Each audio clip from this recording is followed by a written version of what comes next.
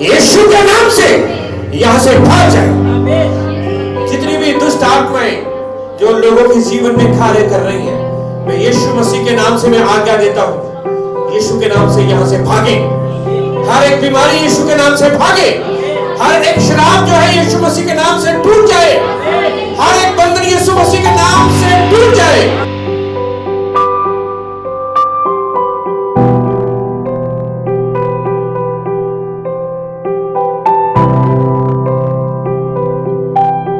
सब हाथ उठा के बोलेंगे हालेलुया, हालेलुया, हालेलुया। जितने भी मेरे ऑनलाइन भाई बहन जो वॉच कर रहे हैं, जो सुन रहे हैं, मैं यीशु मसीह के नाम में उनको शालोम बोलना चाहता हूँ। जय मसीह की, प्रेज द लॉर्ड मैं सबको बोलना चाहता हूँ। और मैं विश्वास करता हूँ कि आज जितने लोग आप इस वचन को सुनेंगे और देखेंगे और जो सुन रहे हैं, उनके जीवनों में यहोवा का अद्भुत काम होने वाला है। वो चंगाई पाने वाले हैं, वो छुटकारा पाने वाले हैं, उनके जीवन में यीशु मसीह का कार्य होगा। Hallelujah, hallelujah. आइए हम प्रभु के हम वचन में चलेंगे, यीशु मसीह के वचन में चलेंगे। और आज का जो हमारा जो टॉपिक है वो है संकट को कैसे अवसर में बदलें। मेरे पीछे बोलो, संकट को कैसे अवसर में बदलें। मैं जानता हूं कि सबके जीवन में, हर एक के जीवन में संकट है, परेशानियां हैं, प्रॉब्लम्स हैं, फाइनेंशियल प्रॉब्लम है, बहुत सारी ऐसी बातें आपके जीवन में चल रही हैं। शायद आप सोच रहे हैं कि ये कैसे मेरी जिंदगी से दूर होंगी, या सोच रहे हैं कि लॉन्ग टाइम हो चुका है, लंबा समय हो चुका है, पर मेरी जिंदगी में कोई आश्चर्यक्रम नहीं हुआ, मेरी जिंदगी में कोई मिरेकल नहीं हुआ। क्योंकि आजकल जो लोग हैं, सब जो लोग हैं वो मिरेकल के पीछे भाग रहे हैं। चमत्कार, वो चमत्कार करने वाले हैं, वो कलीसिया चमत्कार करने वाली है, वहां पर अच्छा होता है, वहां पर ये होता है, वहां पर चलते हैं। पर सबके जीवन में प्रॉब्लम्स हैं, सबके जीवन में चिंताएं हैं, परेशानियां हैं, संकट हैं। पर उन संकट में आपका रिस्पॉन्ड जो है, आपका जवाब क्या होना चाहिए? उस संकट में आपका जो रिस्पॉन्ड क्या होना चाहिए, ये आज हम वचन के द्वारा हम देखेंगे। और जितने लोग आप सुनेंगे, और मैं विश्वास करता हूं आप आशीष और बरकत पाएंगे। सब बोलेंगे हालेलुया। और इसका मतलब ये नहीं है कि आपकी जिंदगियों में से संकट खत्म हो जाएंगे। कभी भी ये मत समझना कि आपकी जिंदगी में संकट, परेशानियां या ये दिक्कत परेशानियां हमेशा के लिए खत्म हो जाएंगी। एक आएगी परेशानी, वो खत्म होगी, दूसरी आगे खड़ी है। एक संकट आया, वो खत्म हुआ, आगे एक और संकट है, आगे एक और पड़ाव है जिसको आपने पार करना है। पर इंसान जो है वो भूल जाता है कि जो संकट से मुझे यीशु मसीह ने निकाला, जिस संकट से मैं निकल के आई हूं, जिस संकट से मैं निकल के आया हूं, ये आगे जो आने वाला जो संकट है, इसमें से भी यहोवा एडोनाई मुझे निकालेगा और यीशु मसीह मुझे निकालेगा, ये भूल जाते हैं। पर आज आपको इसी वचन के द्वारा मैं बताऊंगा कि ये संकट खत्म होने वाले नहीं है, ये परेशानियां खत्म होने वाले नहीं है। आज आप पूछेंगे पास्टर जी ये आप क्या कह रहे हो? हम तो कलीसिया में आते हैं, हम तो चर्च में आते हैं कि हमारे संकट खत्म हो जाए हमेशा के लिए, हमारी परेशानियां खत्म हो जाए हमेशा के लिए। आप ये क्या आप आज बात कर रहे हैं? आप लोग जाते हैं, अलग अलग स्थानों में जाते हैं ताकि उनके संकट, उनकी परेशानियां हमेशा के लिए खत्म हो जाएं। पर ये याद रखें, किसी की जिंदगी में भी संकट और परेशानियां जो है वो हमेशा के लिए खत्म नहीं होती। पर जो संकट और परेशानियां और जो पड़ाव आपके जिंदगी में चल रहे हैं, हाँ वो खत्म हो जाएंगे, पर आने वाले समय में आपके आगे और बहुत सारी प्रॉब्लम्स आपका इंतजार कर रही हैं। सब बोलेंगे हालेलुया। हालेलुया। बेस्ट जो मैं आपको एग्जांपल देना चाहता हूं वो बाइबल से ही मैं एग्जांपल दूंगा। मैं बेस्ट जो मैं एग्जांपल आपको थोड़ा मैं आपको बताना चाहता हूं, और आपके संकट आपकी परेशानियों में आप उस अवसर को कैसे पा सकते हैं। संकट में समस्याओं में भी कुछ है, वहां पर भी हमें जो है वो चंगाई मिल सकती है, वहां पर भी हमें पोजीशन मिल सकती है, वहां पर भी हमें जो है आशीष और बरकत मिल सकती है। बाइबल साफ बयान करती है कि संकट में आपके जीवन में वो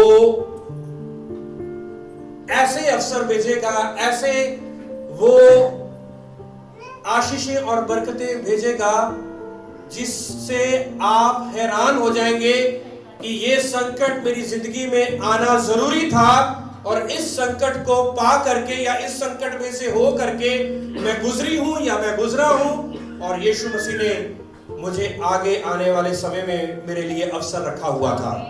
सब बोलेंगे हालेलुया, हालेलुया। बहुत सारे कलीसियाओं में प्रचार होता है कि आप हमारे पास आओ, कोई प्रॉब्लम्स नहीं होंगी, कोई समस्याएं हमेशा के लिए दूर हो जाएंगी। पर वहां पर यह नहीं सिखाया जाता कि जब आपकी समस्याएं जो प्रेजेंट में चल रही हैं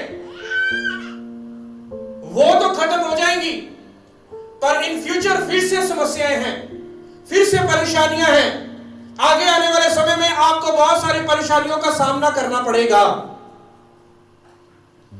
यीशु मसीह ने मत्ती 11 अध्याय उसका 28 वचन में लिखा है, ऐ सब बोझ से दबे हुए लोगों, परिश्रम करने वालों और बोझ से दबे हुए लोगों, मेरे पास आओ, मैं आपको क्या दूंगा? विश्राम दूंगा। यीशु मसीह ने यह नहीं कहा कि आपको परिश्रम नहीं करना पड़ेगा, आपके दोबारा बोझ नहीं आएगा, आपके दोबारा कभी फिक्र नहीं आएगी, आपके जीवन में दोबारा कभी प्रॉब्लम समस्याएं नहीं आएंगी। समस्याएं आएंगी, प्रॉब्लम्स आएंगी, दिक्कत आएंगी, संकट आएंगे, पर उस संकट में what your answer should be, आपका जो आंसर जो है, आपका रिस्पॉन्स जो है वो क्या होना चाहिए। पर आज मैं आपको बताना चाहता हूं कि हर एक संकट में आपके लिए अवसर है। एक बहुत अच्छी उदाहरण है बाइबल में से, हम उस बाइबल में उदाहरण को हम देखेंगे। मैं चाहता हूं कि आप उत्पत्ति उसका 37 अध्याय, बहुत ही विख्यात 37 अध्याय से लेकर 50 अध्याय तक उसी व्यक्ति के बारे में लिखा गया है, और उसका नाम पता क्या है? यूसुफ। सारे बोलो क्या नाम है उसका? सारे बोलो क्या नाम है उसका? जोर से बोलो क्या नाम है? जिसको इंग्लिश में की बाइबल में लिखा है जोसेफ। यूसुफ जो था वो कुल मिलाकर कितने भाई थे? वो 12 भाई थे। सारे बोलो कितने भाई थे? वो 12 भाई थे, पर 11 भाई उसके साथ हेट करते थे, उससे नफरत करते थे। अपने लोगों के बीच में था, पर अपने लोगों के बीच में रहते हुए वो उसने ऐसे अनुभव को पाया कि उसके अपने भाई उसके साथ हेट करते हैं, अपने भाई उससे नफरत करते हैं। उसका एक्सपीरियंस था, ऐसे माहौल में वो पला बढ़ा। मैं चाहता हूं कि 37 अध्याय और उसका जो 4 वचन को हम पढ़ेंगे, मैं चाहता हूं कि कोई भी ऊंचे स्वर से उस 4 वचन को पढ़ दे। परंतु जब उसके भाइयों ने देखा कि हमारा पिता हम सब भाइयों से अधिक उसी से प्रीति रखता है, तब वे उससे बैर करने लगे और उसके साथ ठीक से बात भी नहीं करते थे। यूसुफ ने एक स्वप्न देखा। बस 12 भाइयों का एक पिता, और पिता जो है वो सबसे ज्यादा प्रेम किसको कर रहा है? वो यूसुफ को। पर 11 भाइयों ने देखा कि ये हमारा बाप जो है ये तो यूसुफ को ज्यादा प्यार करता है, इसलिए वो यूसुफ के साथ क्या करने लगे? ईर्ष्या करने लगे, उसके साथ विरोधता करने लगे, उसके साथ नफरत करने लगे। यूसुफ को पता था कि मेरे भाई जो है मेरे साथ क्या करते हैं, नफरत करते हैं। सारे बोलो, क्या करते हैं? यूसुफ को पता था कि मेरे भाई मुझे लाइक नहीं करते। यूसुफ को पता था कि मैं कौन से माहौल में मैं पला बड़ा हूं। मैं 11 भाई जो है वो एक साइड पर और एक जो है वो अकेला साइड पे है। पर 11 भाइयों के लाइफ में, उनके जीवन में अपने एक लौते भाई के लिए, एक जो भाई है यूसुफ, उसके लिए नफरत भरी हुई है। उसके लिए इतना क्रोध भरा हुआ है, इतनी जेलसी, इतनी जलन भरी हुई है। क्यों? क्या उनका भाई जो है उनके साथ नफरत करता था? नहीं। पर ये जो 11 भाई जो हैं वो अपने भाई के साथ नफरत करते थे। यूसुफ जो था वो सपने देखने वाला था। यूसुफ के अंदर एक खूबी थी कि वो सपने देखने वाला था और सपनों का अर्थ करने वाला था। कितने लोग सपने देखते हैं? बहुत सपने आते हैं ना। कोई ना कोई सपना जो है वो आप देखते हैं, एक दिन के बाद, 2 दिन के बाद सपना जो है आप देखते हैं, पर उसका कोई ना कोई अर्थ भी होता है। सब बोलेंगे हालेलुया। पर यूसुफ के पास एक गिफ्ट था, एक तोड़ा था उसके पास, एक वरदान था कि वो सपने तो देखता था पर सपनों का अर्थ भी करता था। उसने ये देखा सपना, उसने अपने भाइयों को भी बताया कि तुम्हारे जो है वो गेहूं के जो पुले जो हैं और तुम्हारे जो पुले जो हैं वो मेरे पुले के आगे वो झुक रहे हैं। और यूसुफ को इसका पता था कि एक दिन मेरे भाई मेरे आगे झुकेंगे, एक दिन मेरे भाई जो है मेरे सामने आएंगे, मेरे आगे झुकेंगे। और उन लोगों को भी पता चल चुका था, 11 भाइयों को, कि ये जो सपना सुना रहा है ये वाकई में क्या हम इसके सामने झुकेंगे। इसलिए भी वो लिखा है वचन में, जब हम 37 का 11 वचन पढ़ते हैं, वहां पर भी लिखा है उसके भाई उसके साथ ढा करते थे, नफरत करते थे। बहुत बार लिखा है उसके भाई उसके साथ क्या करते थे, नफरत करते थे, ईर्ष्या करते थे, क्रोध करते थे उसके ऊपर। क्या यूसुफ को पता नहीं था? उसको पता था, पर फिर भी वो वहां पर रहा। फिर भी वो उस संकट में, उस तकलीफ में, जहां से उसको भाइयों का प्यार नहीं मिल रहा, जहां से उसको कोई भी उसकी देखभाल नहीं हो रही, वहां पर वो अपने आप को ग्रो कर रहा है। सब बोलेंगे हालेलुया। आप लोग भी, मैं आपको आज इस वचन के द्वारा मैं बताना चाहता हूं, कई जगहें आपको यहोवा ने ऐसी दी हुई हैं जहां पर आप रह रहे हो, जहां पर आप अपने जिंदगी को व्यतीत कर रहे हो, आप वहां पर यहोवा ने आपको रखा है। पर ये याद रखें कि हो सकता है इर्द गिर्द आपके साथ लोग नफरत कर रहे हैं, हो सकता है रिश्तेदार आपसे नफरत कर रहे हैं, हो सकता है आपसे फ्रेंड जो है, आपके दोस्त जो है आपके साथ नफरत कर रहे हैं। पर उसी सिचुएशन में, उसी तकलीफ में, उसी संकट में, यदि आप वाकई में सही ट्रैक पे चल रहे हैं, सही दिशा में चल रहे हैं, तो आप बहुत ही अच्छा कर रहे हैं।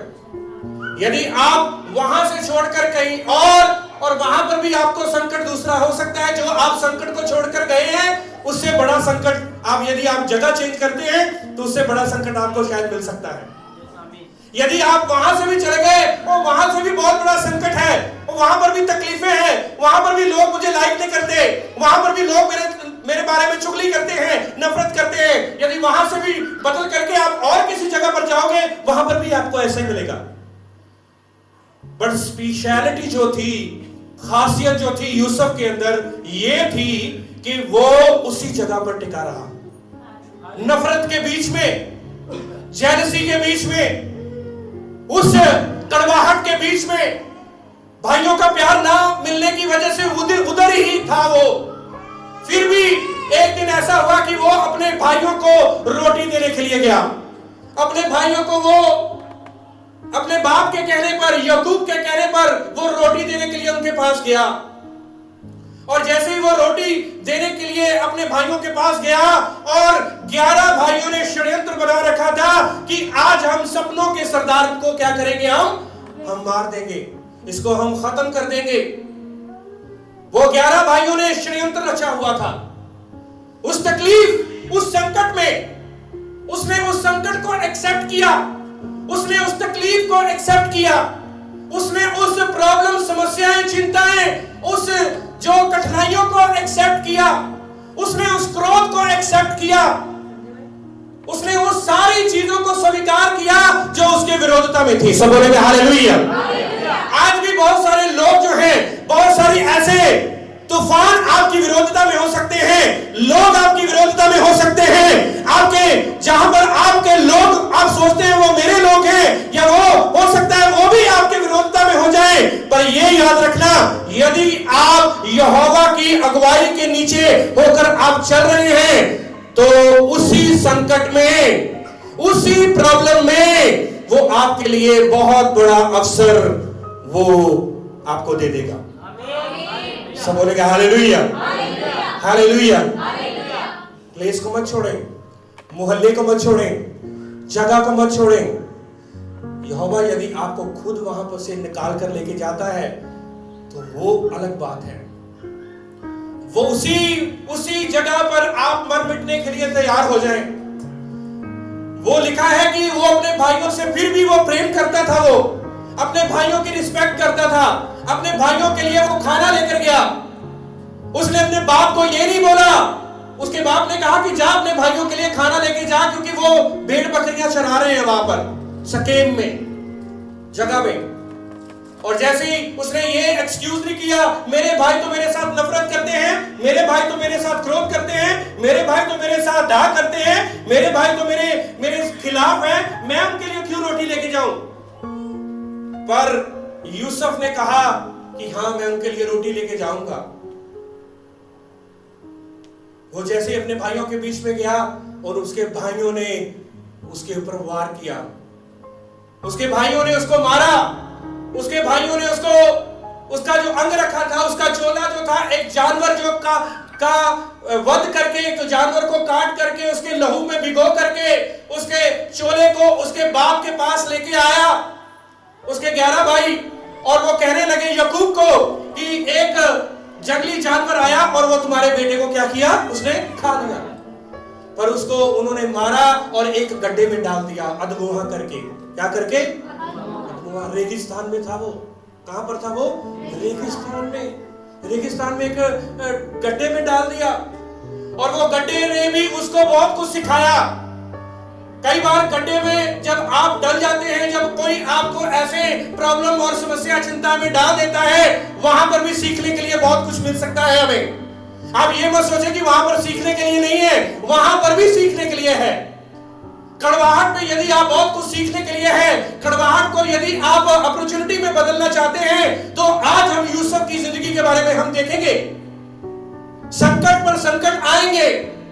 यूसुफ जैसे ही उसको मारा गया, उसको जख्मी किया गया, उसके भाइयों के द्वारा क्रोध किया गया, उसके भाइयों के द्वारा दाह किया गया, उस भाइयों के द्वारा उसके ईर्ष्या की गई क्योंकि उसको लाइक नहीं करते थे, और उसको गड्ढे में डाल दिया अधगोहा करके।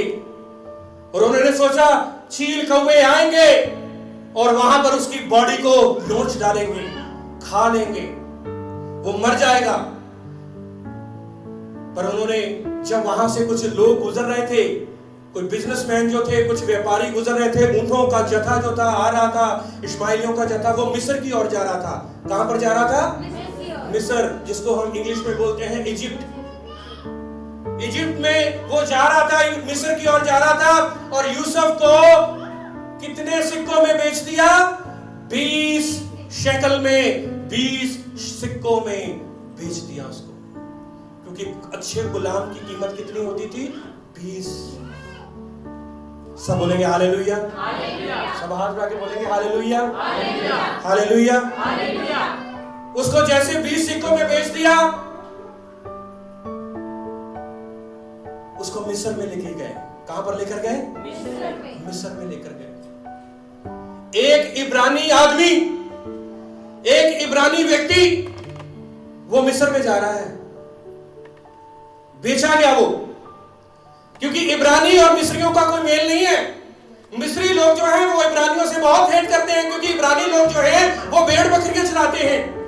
मिस्री लोग कहते हैं, बाइबल में लिखा है, इसी जब आगे अध्याय में चलेंगे, क्योंकि वहां का जो राजा जो था फिरौन, वो हेट करता था इब्रानी लोगों से। वो कहता था ये तो भेड़ बकरियां चलाते हैं, इनसे गंदगी बदबू आती है, इनको साइड में करो, इनको अलग से इनको जगह दो। सब बोलेंगे हालेलुया। वो व्यक्ति जो भेड़ बकरियां चराने वाला था, वो जो व्यक्ति जो अपने बाप के कहने का था, वो व्यक्ति जिसको कभी अपने भाइयों का प्यार नहीं मिला, वो व्यक्ति जिसको गड्ढे में फेंका गया, जो संकट में और जो ईर्ष्या के साथ और जो क्रोध के साथ पला बढ़ा, वो मिस्र में अभी वो जा रहा है, जख्मी है और उसको बेचा गया। और जैसे वो मिस्र में गया तो क्या हुआ, उसको बंधुआई में रखा गया, वहां गुलाम बन गया। क्या बन गया वो? सारे बोलो क्या बन गया वो? सुस्ती के दिन है, मुझे पता है, कभी टाइम चेंज करने लगाऊंगा अपना। कई लोगों की आंखें बंद हो रही है, पर आंखें तो बंद नहीं होनी चाहिए। मैंने तो सुस्ती की आत्मा को भगाया है, यदि आप उसको अलाउ कर रहे हैं तो इसका मतलब you are on wrong track, ठीक है ना, आप थोड़ा ध्यान नहीं दे रहे हैं। सब बोले क्या हालेलुया। जैसे वो उसको गुलाम बनाया गया, और एक पोटीफर जो था, वो एक सोल्जर था, एक जो सेनापति था, उसके घर में उसको नौकर उसको ठहरा दिया गया। पर उस बंधुआई में भी उसने यहोवा का फेवर पाया, उसने यहोवा की आशीष को पाया। ऐसा समय आया, पोटीफर ने कहा, उस सेनापति ने कहा कि मेरी सारी जायदाद के ऊपर, मेरी सारी जितनी भी संपत्ति है, उसके ऊपर तू ही रखवाला होगा। कौन रखवाला होगा? यूसुफ ही रखवाला होगा। यूसुफ हैरान हो गया, ये कितनी बड़ी पदवी मुझे मिल गई। फिर एक बार क्या हुआ, राजा ने सपना देखा। राजा ने क्या देखा? वहां का जो राजा था फिरौन ने सपना देखा, और फिरौन ने जब सपना देखा तो उसने कहा इसका अर्थ मुझे नहीं पता, इसका अर्थ क्या है। यूसुफ ने को बुलाया गया, क्योंकि यूसुफ जेल में भी था, और उसने बहुत सारे सपनों के अर्थ लोगों को बताए थे। और लोगों ने कहा, किसी ने जाकर राजा को कहा कि एक है जो तुम्हारे सपने का अर्थ बता सकता है। और उस सपने का जब अर्थ यूसुफ ने बताया, उसने कहा 7 साल जो है वो तुम्हारे देश में अकाल पड़ेगा, और 7 साल तक तुम्हारे देश में बड़ी भरपूरी होगी, बड़ी फसल होगी। और राजा को अपने आप में तैयारी कर ले। राजा ने अपने आप की तैयारी करने लगा। जो 7 साल आने वाले थे, वो एक बहुत बड़ा अकाल पड़ने वाला था, पर उसने वार्निंग दे दी, जो तुमने सपना देखा है वो 7 साल का जो अकाल पड़ेगा, अपने आप को तैयार कर ले। सब बोलेंगे हालेलुया। कई बार लोगों के जीवन में कोई लोग आते हैं, यहोवा के सेवक आते हैं, वो आके वार्निंग देते हैं, अपने आप को सुधार लो, अपने आप को तैयार कर लो, अपने आप को आप सुधार लो, अपने आप को करेक्ट कर लो, क्योंकि बुरे दिन आने वाले हैं। क्योंकि बाइबल में भी लिखा है, अवसर को बहुमूल्य जाने, क्योंकि बुरे दिन आने वाले हैं। सब बोलेंगे हालेलुया। तो इसलिए मैं कलीसिया के से आज निवेदन करना चाहता हूं, आज कलीसिया को मैं आज वार्निंग भी देना चाहता हूं कि आज आपके जीवन में यहोवा का वचन आ रहा है। आज अपने आप को तैयार कर ले। संकट जो है, उसने अपने संकट को नहीं देखा, उसने उस संकट से सीखा कि मेरे भाई मेरे विरोधता में है, मेरे भाई मुझे हेट करते हैं, नफरत करते हैं, ईर्ष्या करते हैं, मुझे गड्ढे में डाल दिया। क्या यूसुफ को ये सारी बातें प्यार नहीं मिला? मुझे तो मेरे भाई हेट करते थे, यहां पर भी मैं प्रॉब्लम में आ गया। उसने ये भी चिंता नहीं करी, उसने वहां पर सही अपना रिस्पॉन्स किया, सही उसने उत्तर दिया।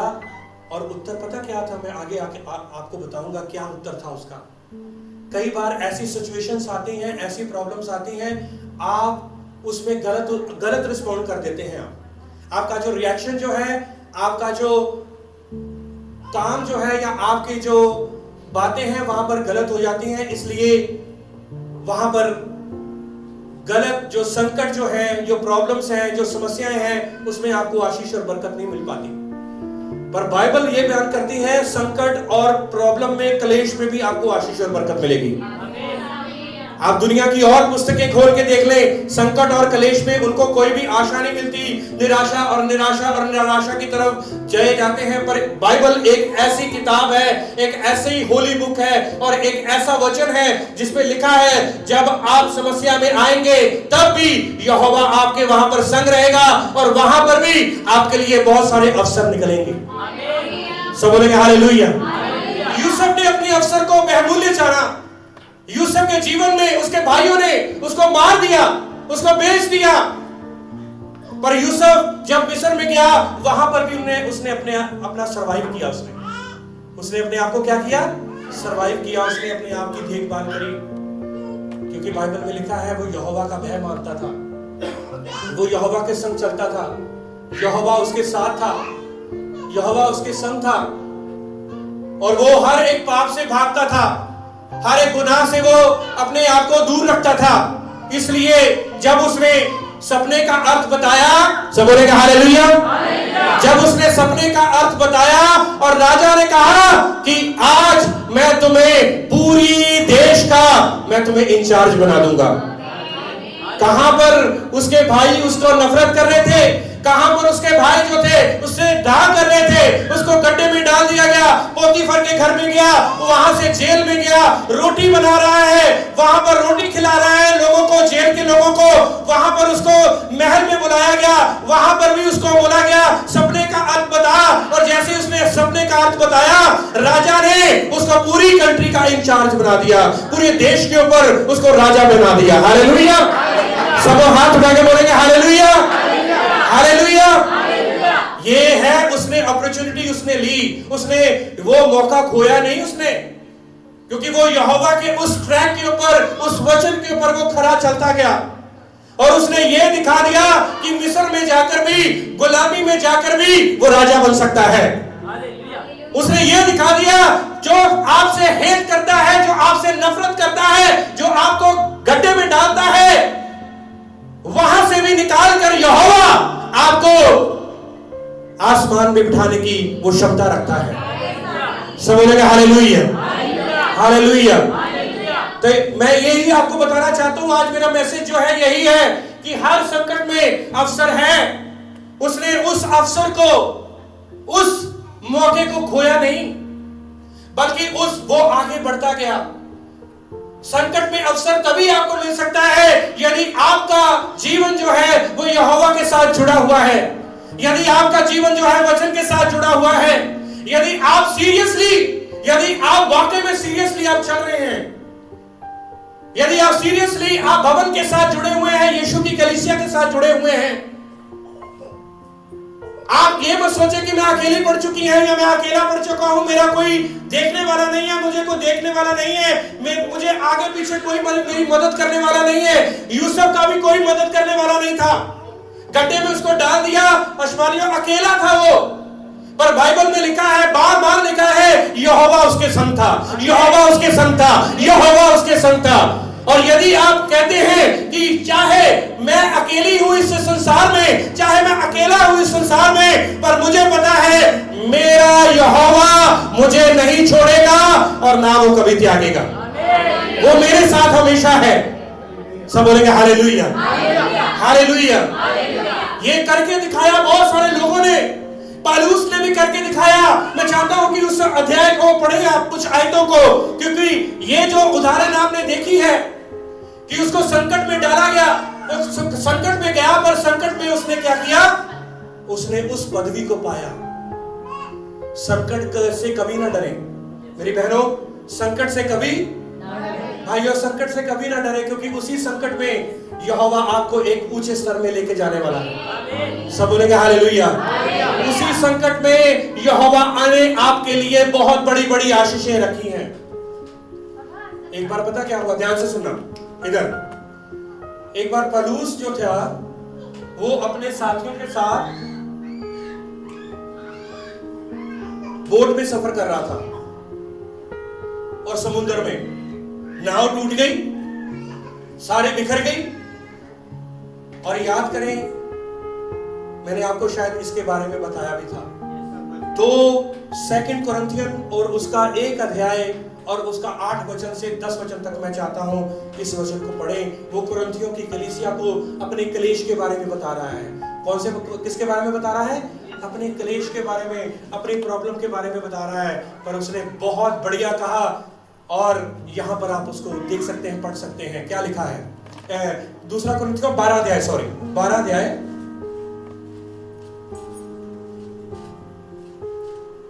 पहले 2 कुरिन्थियों 12 अध्याय उसका 9 से 10 वचन पढ़ें। मुझसे कहा, मेरा अनुग्रह तेरे लिए बहुत है। सब बोलेंगे हालेलुया। किसने कहा? यहोवा ने, यीशु मसीह ने पौलुस से कहा कि मेरा अनुग्रह ही तेरे लिए बहुत है। तेरा फजल मेरे लिए काफी है, तेरे लहू से मिली मुझे। वो यहोवा के अनुग्रह को जान गया। यूसुफ संकट में आकर, प्रॉब्लम में आकर वो राजा बन गया वहां पर।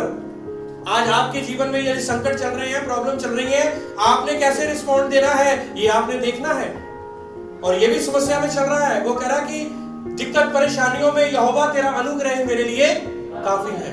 आइए हम 2 कुरिन्थियों 1 अध्याय उसका 8 से 10 वचन पढ़ेंगे। हम 2 कुरिन्थियों 1 अध्याय उसका 8 से 10 वचन।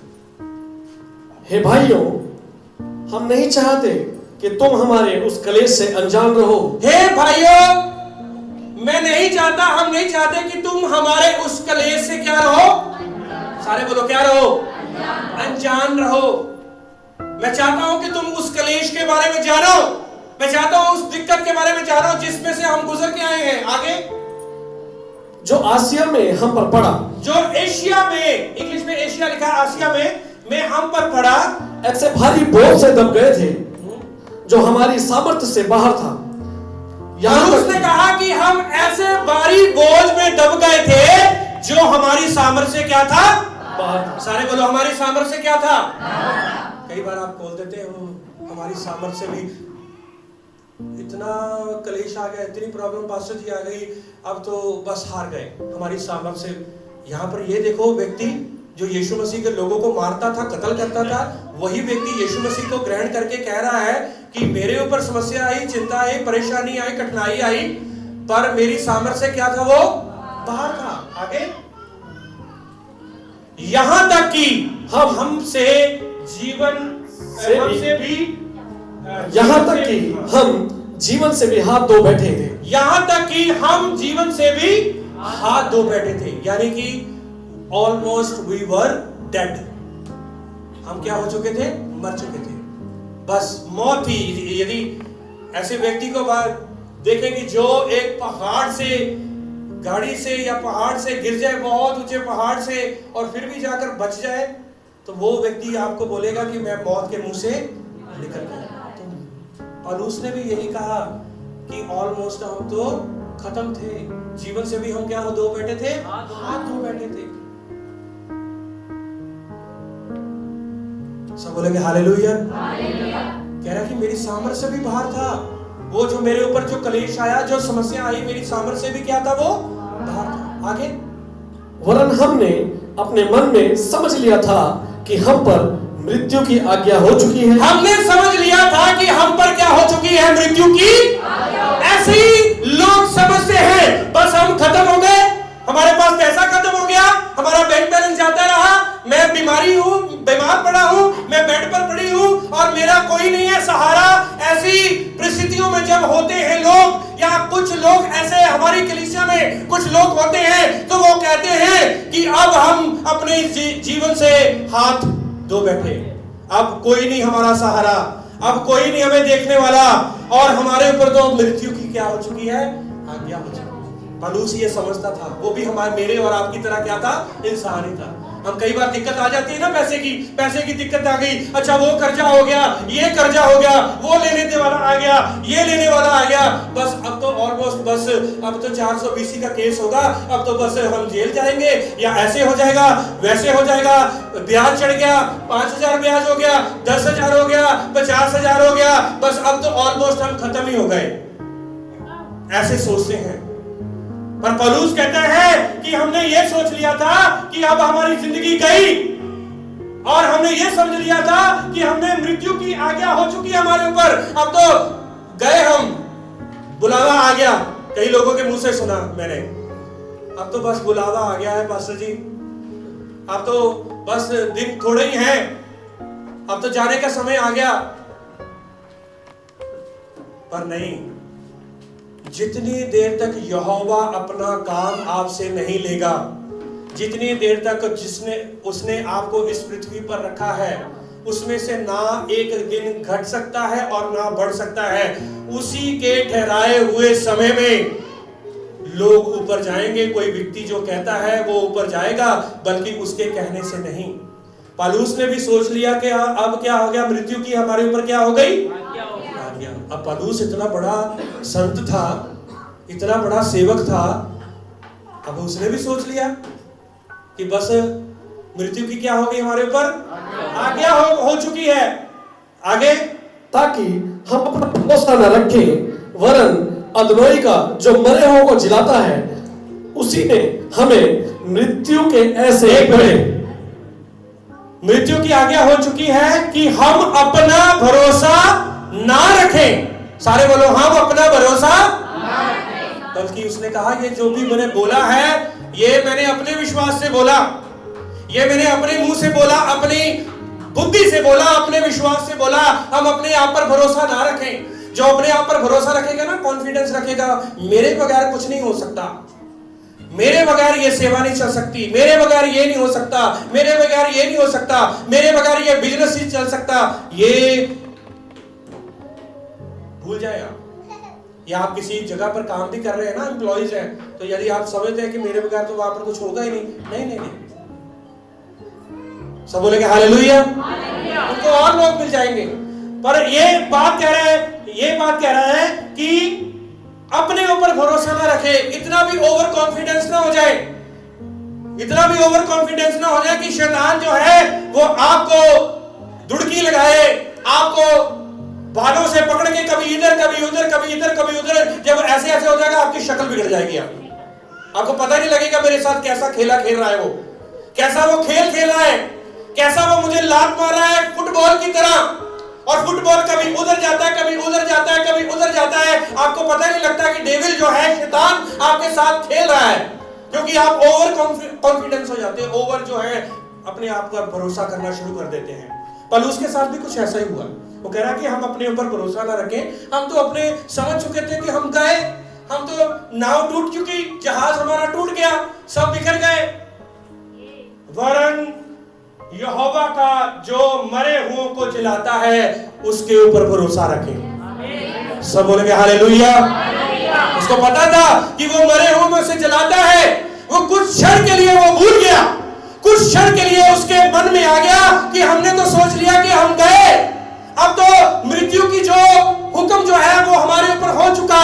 पर उसने कहा कि विश्वास हमने अपने ऊपर किया, पर विश्वास तो हमें उसके ऊपर करना चाहिए जो मरे हुओं में से भी जलाता है, जो मुर्दों को भी जिंदा कर देता है। और उसने ये कहा कि उसने मुझे भी जिंदा किया है।